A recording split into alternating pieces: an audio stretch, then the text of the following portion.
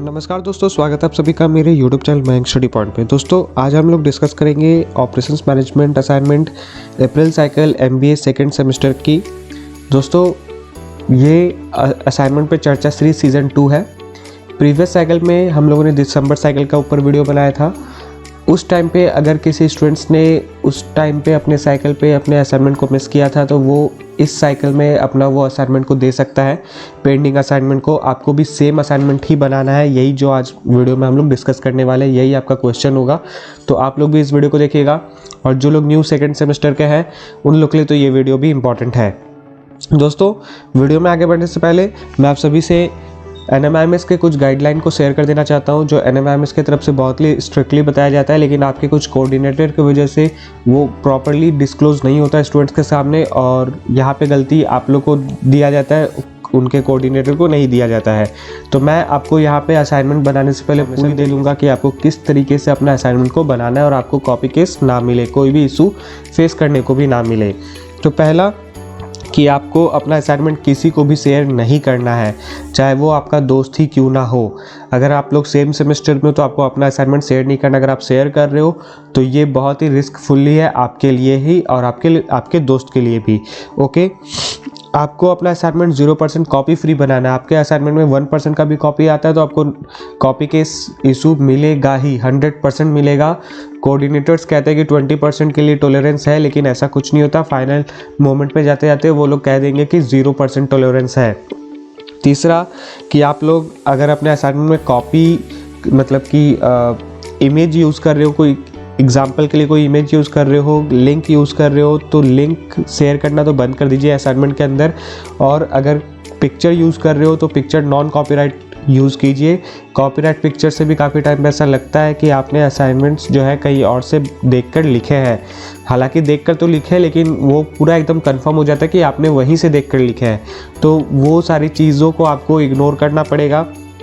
अब बात करते हैं कि आप अपना असाइनमेंट को अच्छा कैसे बनाओगे, डेकोरेट कैसे करोगे। तो डेकोरेट करने के लिए आपको असाइनमेंट NMIMS की तरफ से फ़ॉन्ट आया है एरियल और टाइम्स न्यू रोमन, इसके अलावा और दूसरा कोई भी फ़ॉन्ट यूज़ मत कीजिए। काफ़ी स्टूडेंट्स ऐसे हैं जो डिफ़ॉल्ट यूज़ कर लेते हैं और उनको कंसिडर कर दिया जाता है, लेकिन जिस टाइम अगर NMIMS के प्रॉक्टर्स ने ये इशू देखा कि उनका फ़ॉन्ट चेंज आ रहा है तो हो सकता है कि उनके कॉपी को कैंसिल कर दिया जाए। अगर उनका आंसर सही भी है तो भी कैंसिल कर दिया जाए। तो आप लोग इसमें भी रिस्क मत लीजिएगा। फॉन्ट साइज उसका 12 रखिएगा। किसी भी सेंटेंस को हाईलाइट करने के लिए आप सिर्फ बोल्ड कर सकते हो, किसी कलर का यूज़ मत कीजिएगा।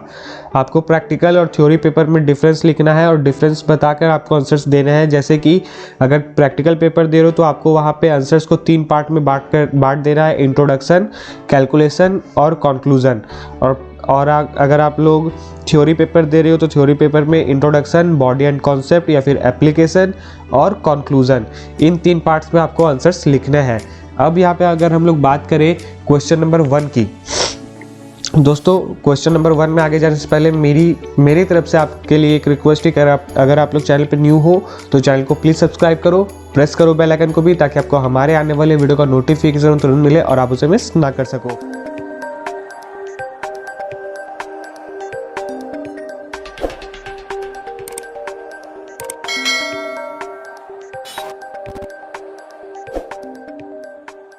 अब हम लोग क्वेश्चन नंबर 1 की बात करें। दोस्तों वीडियो के बीच में अगर आपको कुछ एरर आए तो उसके लिए मैं माफ़ी चाहता हूं, क्योंकि मुझको कोल्ड और फीवर दोनों हो रखा है, तो काफ़ी टाइम पे हो सकता है वीडियो के बीच में थोड़ा सा डिस्टर्बेंस हो, कुछ कफ का या फिर किसी भी तरह का, तो उसे प्लीज़ इग्नोर कीजिएगा। मैं अपनी तरफ से पूरी कोशिश करूँगा कि ये वीडियो बिल्कुल ही नीट एंड क्लीन बने। ओके, वीडियो पसंद है तो वीडियो को प्लीज़ कमेंट कीजिएगा वीडियो पे। तो अगर हम लोग क्वेश्चन 1 की बात करें, क्वेश्चन नंबर 1 में ये है कि list down briefly the various inventory management techniques prevalent in the industry. Discuss how some of these techniques would be applicable to an educational setup in effective management of their inventories, that is stationaries, consumables, etc. Assume several inventories of your choice. दोस्तों ये question जो है NMIMS basically students के mindset से खेलता है, mind के साथ खेलता है और कंफ्यूज करता है काफ़ी टाइम पे। और ये क्वेश्चंस इजी है, लेकिन ये थोड़ा सा केस स्टडी बेस्ड है।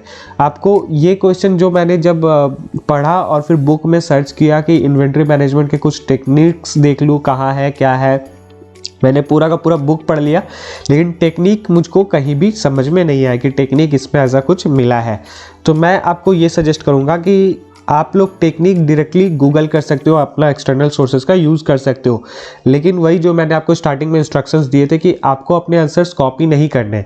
वहाँ से भी अगर आप कुछ गूगल कर रहे हो तो गूगल से आपको वो सेंटेंस कॉपी नहीं करना, आप वहाँ से अपने पढ़कर उसे अपने वर्ड में लिख सकते हो, उसे पैराफ्रेज कर लो कि अगर कहीं पे लिखा है कि my name is Mayank Sao तो वहाँ पे आपको लिखना है कि आई एम मयंक साव, इस तरीके से। ओके, तो ये पैराफ्रेज होता है, आप लोग वहाँ से आंसर्स को लिख सकते हो वैसे देखकर कि टेक्निक्स क्या क्या होते हैं, क्योंकि टेक्निक्स बुक्स के अंदर, ऐसा नहीं कि बुक्स के अंदर नहीं है, लेकिन वो टेक्निक्स को आपको समझने के लिए पहले गूगल ही करना हो कि let me find the types of inventory management और टेक्निक ऑफ इन्वेंट्री मैनेजमेंट।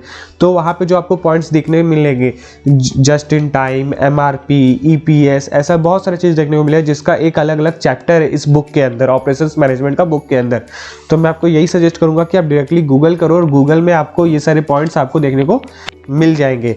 तो ये आपका एक्सटर्नल सोर्सेज का मैंने यहाँ पे दे रखा था, ई बुक और हार्ड बुक दोनों का मैंने पेज रेफरेंस यहाँ पे दे रखा है, लेकिन पेज रेफरेंस में लिखा हुआ है कि कोई भी आप बुक को यूज़ कर सकते हो और आपके बुक में ऐसा कोई भी रेफरेंस नहीं है। अगर आप लोग सिर्फ NMMS के बुक को फॉलो करें तो कोई भी ऐसा रेफरेंस नहीं है।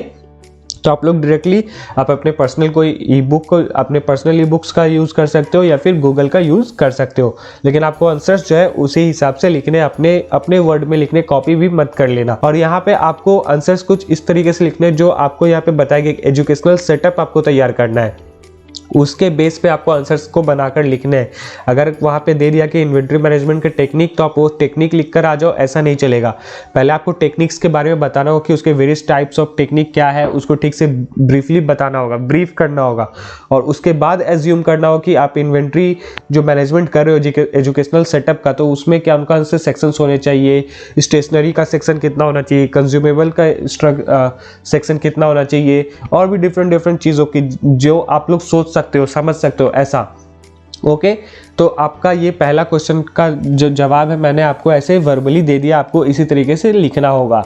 अब क्वेश्चन नंबर 2 की बात करें तो क्वेश्चन नंबर 2 में ये है कि what are the various decision criteria for deciding a location for a business setup. देखिए दोस्तों, क्वेश्चन नंबर 2 एक ऐसा सवाल है जहाँ पे जब मैं इसे सॉल्व कर रहा था, इसे सॉल्व करते करते मैंने पूरा का पूरा चैप्टर ही पढ़ लिया। प्लांट लोकेशन नाम का लोकेशन डिसीजन नाम का चैप्टर है बुक के अंदर, चैप्टर नंबर 2। वो पूरा मैंने चैप्टर पढ़ लिया और मुझको वो सारे पूरा का पूरा चैप्टर ही इंपॉर्टेंट लग गया। तो आप पूरा चैप्टर तो लिख नहीं सकते, तो मैं आपको ये सजेस्ट करूंगा कि उस चैप्टर नंबर 2 में पेज नंबर 24 में जाके, अगर आप लोग ई बुक चेक कर रहे हो तो ई बुक में पेज नंबर 24 सर्च कीजिएगा, तो वहाँ पे जाकर आपको जो पहला ऑप्शन मिलेगा लोकेशन डिसीजन का, वहाँ से लेकर आपको जहाँ तक एंड हो रहा है उसके जो जो इश्यूज़ है, जो जो एडवांटेजेस है, हर एक चीज़ को आपको लिखना है। वो कैसे लिखोगे, तो उसे आप लोग शॉर्ट करके लिखोगे, एकदम से वो पूरा जितना भी लिखा हुआ पैसेज उसे नहीं लिखना। आप लोग उसे पहले पढ़ोगे, पढ़ने के बाद उसे शॉर्ट करने की कोशिश करोगे, जितना छोटा आप कर सकते हो, जितना छोटा कर सकते हो उतना छोटा करने की कोशिश करिए। अब इतना भी छोटा मत कर देना कि 200 वर्ड में हो जाए, ऐसा नहीं, आपको कम से कम 1100 वर्ड्स उसके लिखने होंगे, क्योंकि पूरा चैप्टर मैं यहाँ पे लिखने बता रहा हूँ। तो आपको वो ध्यान में रखते हुए आंसर्स को सॉर्ट करने होंगे और वो आंसर्स को लिखने होंगे, उसके पॉइंट्स को लिख सकते हो, जो अभी मैं आपको ई बुक में अभी लेकर जाऊंगा, लेकिन अभी मैं आपको यहाँ पे नॉर्मली एक्सप्लेन करो कि आपको आंसर्स किस तरीके से लिखने होंगे। फिर उसके बाद यहाँ पे बता रहा है कि explain this decision criteria with references to a location decision for setting up an automobile service shop. अब यहाँ पे उन्होंने एक ऐड क्या कर दिया कि आपको वो सारे क्राइटेरियाज को एक एग्जाम्पल देकर लिखना है कि आप एक ऑटोमोबाइल सर्विस शॉप सेटअप करने वाले हो किसी एक जगह पे, तो वो किस तरीके से आप डिसाइड करोगे लोकेशन। तो वो सारी चीज़ों को ध्यान में रखते हुए आपको वो सारे आंसर्स को लिखने होंगे। तो अब हम लोग ई बुक में चलते हैं, तो यहाँ पे पेज नंबर पेज नंबर 32 में आपका आना है लोकेशन डिसीजन के अंदर, और वहाँ पे पेज नंबर 24 देखिए दोस्तों, मैंने यहाँ का पेज नंबर वहाँ पे लिख दिया था। तो आप अगर हार्ड बुक कॉपी चेक कर रहे हो तो पेज नंबर 34 में जाओगे, और ई बुक चेक कर रहे हो तो पेज नंबर 34 में जाओगे।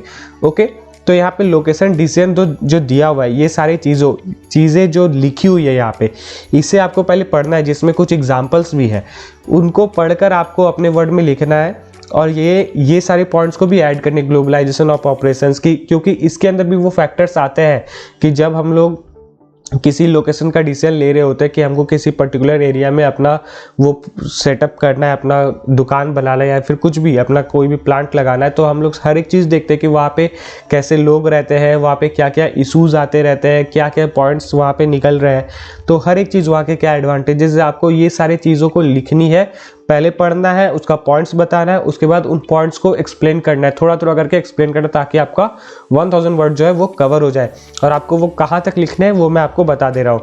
वो आपको कुछ ये टेबल नंबर जो लिखा हुआ है अदर इश्यूज तक, वहाँ तक लिखना है। तो अदर इश्यूज जो आता है वो कुछ इसके नीचे तक आता है, तो यहाँ तक पेज नंबर 39 तक आता है, जो ई बुक का पेज नंबर 39 है वहाँ तक आता है अदर इश्यूज। तो ये सारी चीज़ें आपको लिखनी है, बस इसे शॉर्ट करके लिखनी है। 34 पेज नंबर से लेके 39 पेज नंबर तक आपको पढ़ना है और इसे अपने वर्ड में लिखना है। साथ में एग्जाम्पल, मतलब कि आपको आंसर्स भी कुछ इस तरीके से एज्यूम करके लिखने हैं कि आप वहाँ पे एक ऑटोमोबाइल शॉप इस्टेब्लिश करने वाले हो और उसी का एग्जाम्पल लेके आपको यहाँ पे आंसर्स ये सारी चीज़ों को पॉइंट्स बनाकर लिखना है। आप लोग एक्सटर्नल सोर्सेज का भी यूज़ कर सकते हो। अगर आपको ई बुक में कुछ इशू हो रहा है तो आप लोग एक्सटर्नल सोर्स का यूज़ फ्रीली कर सकते हो और वहाँ से भी हेल्प ले सकते हो। अब हम लोग क्वेश्चन नंबर 3 की तरफ चलते हैं। तो क्वेश्चन नंबर 2 आपका होप सॉल्व हो गया होगा। अब हम लोग क्वेश्चन नंबर 3A और 3B की तरफ चलते हैं। तो 3A में आपका क्या है क्वेश्चन, वो समझने से पहले ऊपर का एक पैसेज है वो समझते हैं। A restaurant chain is planning to open up a new mid size multi cuisine restaurant considering their expertise and knowledge in the food and beverage services. They are confident of getting into the new restaurant operation. You are required to suggest the team on the following point. अब यहाँ पे जो बताया गया कि एक company है या फिर एक हम लोग कह सकते हैं कोई भी एक पार्टिकुलर आदमी समझ लीजिए कि वो एक रेस्टोरेंट खोलना चाहता है, प्लान कर रहा है कि वो एक रेस्टोरेंट खोले, चैन रेस्टोरेंट खोलने का प्लान कर रहा है जो मिड साइज का होगा और जिसमें मल्टीपल कुजिन्स होंगे, ओके, उस रेस्टोरेंट के अंदर। अब उन सारे नॉलेज को लेकर, वो एक्सपर्टीज़ को लेकर वो कुछ ऐसे सर्विसेज बना रहा है जहाँ से वो सोच रहा है कि अपने उस न्यू रेस्टोरेंट के अंदर वो उसे यूज़ करेगा, उसका ऑपरेशन करेगा उसके अंदर, मतलब कि उसको यूटिलाइज करने की कोशिश करेगा अपने एक्सपर्टाइज और नॉलेज के साथ। तो अब यहाँ पे आपको ये बताना है कि you are required to suggest the team. आपको उस टीम को ये सजेस्ट करना है कुछ पॉइंट्स के साथ कि आपको वो रेस्टोरेंट किस तरीके से चलाने होंगे। तो पहला क्वेश्चन आपका ये बनता है कि what strategy would the restaurant adopt for an aggregate operation plan of resources given in the time frame of a year. 1 साल के अंदर अंदर आपको उस रेस्टोरेंट को चलाने के लिए किस तरह के एग्रीगेट ऑपरेशन प्लान का स्ट्रैटेजी जो होता है वो यूज़ करना है, कौन से स्ट्रैटेजी को आपको यूज़ करना है, कैसे चलाना है, कौन से स्ट्रैटेजी को अडॉप्ट करना है, सीधा सा बात। जो एग्रीगेट ऑपरेशन प्लान के अंदर आता है, जो रिसोर्सेज वो यूज़ करें विद इन अ ईयर आपको बताना है। और क्वेश्चन नंबर 2 ये है कि discuss the concept of Q system and P systems of ordering. अब यहाँ पे आपको क्यू सिस्टम क्या होता है और पी सिस्टम क्या होता है ऑर्डरिंग का, वो आपको कॉन्सेप्ट को क्लियर करना है। तो हम लोग क्वेश्चन नंबर 1 की बात करें आगे, तो वहाँ पे ई बुक में दिया हुआ है 109 पेज नंबर 109। अब यहाँ पे हम लोग चलते हैं 109 के अंदर। तो यहाँ पे हम लोग को टेबल नंबर 4.6 यहाँ पे basic strategy for aggregate operations planning के बारे में बताया है, जहाँ पे आपको हर एक स्ट्रैटेजी के बारे में बताया गया है। लेबल स्ट्रैटेजी क्या है, उसके बाद केस स्ट्रैटेजी क्या है, मिक्स स्ट्रैटेजी क्या है, ये सारे स्ट्रैटेजीज को आपको पढ़ने हैं और इसे अपने वर्ड्स में लिखने हैं। और इसे लिखने के बाद और इसके बाद आप नीचे जाकर देखोगे अगर आपको और भी ज़्यादा कुछ एक्स्ट्रा स्ट्रैटेजीज मिलती है तो उन सारे स्ट्रैटेजीज को भी आपको लिखना है, लेकिन 500 वर्ड के अंदर अंदर लिखना है। तो आप पहले इनके बारे में छोटा सा बता दो कि बेसिक स्ट्रैटेजीज क्या होते हैं, कैसे इसका जो पैराग्राफ है उसको आप लोग डिफाइन कर रहे हो। उसके बाद फिर आपको इन सारी स्ट्रैटेजीज़ के बारे में बताना है कि लेबल ये है वो है। फिर उसके बाद आपको कौन सा चूज़ करवाना है उस रेस्टोरेंट के लिए, वो आपको उसको टारगेट बना के आपको फिर आंसर्स को लिखना है कि इस रेस्टोरेंट के लिए ये सारे स्ट्रैटेजीज़ जो होंगे, ये स्ट्रैटेजीज़ जो होंगे ज़्यादा बेहतर होंगे और जो बेनिफिशियल भी हो सकता है। तो आपको ये सारा चीज़ आपको बताना है क्वेश्चन नंबर 1 के लिए। अब हम लोग क्वेश्चन नंबर 2 की बात करें तो 186 पेज में हम लोग चलते हैं। 186 पेज के अंदर हम लोग जब आएंगे तो वहाँ पे हम लोग को 6.6 इन्वेंट्री कंट्रोल सिस्टम के ठीक नीचे ही the continuous review Q system देखने को मिल रहा है। अब यहाँ पे आपको बस इसके बारे में बताना कि क्यू सिस्टम क्या होता है, उसका कॉन्सेप्ट आपको क्लियर करवाना है। और ठीक उसके नीचे आएगा आपका पीरियोडिक रिव्यू सिस्टम यानी कि पी सिस्टम, और इसके बारे में भी आपको बताना है। बस आपको 500 वर्ड्स कंप्लीट हो जाएंगे और उसके बाद आपका ये असाइनमेंट जो है कंप्लीट हो जाएगा प्रॉपर्ली। इसमें और ज़्यादा कुछ नहीं लिखना है। तो question number 1, question number 2, question number 3 ए और बी में इतना ही था जो मैंने आपको बताया है। इससे ज़्यादा आप उसमें ज़्यादा कुछ लिख भी नहीं पाओगे और मिलेगा भी नहीं। और मिलेगा भी नहीं इन द सेंस कि उससे रिलेटेड कुछ नहीं मिलेगा। हो सकता है आप उसके अलावा और उसमें एडिशनल अगर कुछ लिखना चाहो तो लिख सकते हो, लेकिन अगर उसी कॉन्सेप्ट को चाहोगे लिखना तो उसमें बहुत ज़्यादा मुझको नहीं लग रहा कि और भी ज़्यादा कुछ उसमें ऐड हो पाएगा। तो ये सारी चीज़ें हैं जो आप यहाँ पे लिख सकते हो। तो दोस्तों आज के लिए बस इतना ही। उम्मीद करता हूँ कि आप सभी को मेरा वीडियो पसंद आया होगा। तो जाते थे वीडियो को लाइक करें, और अगर आप चैनल पे न्यू हो तो चैनल को प्लीज़ सब्सक्राइब करो, प्रेस करो बेल आइकन को भी, ताकि आपको हमारे आने वाले वीडियो का नोटिफिकेशन तुरंत मिले और आप उसे मिस ना कर सको। तो मिलते हैं हमारे अगले वीडियो पे। तब तक के लिए जुड़े रहे मैक्स स्टडी पॉइंट के साथ। वीडियो को पूरा देखने का बहुत बहुत धन्यवाद।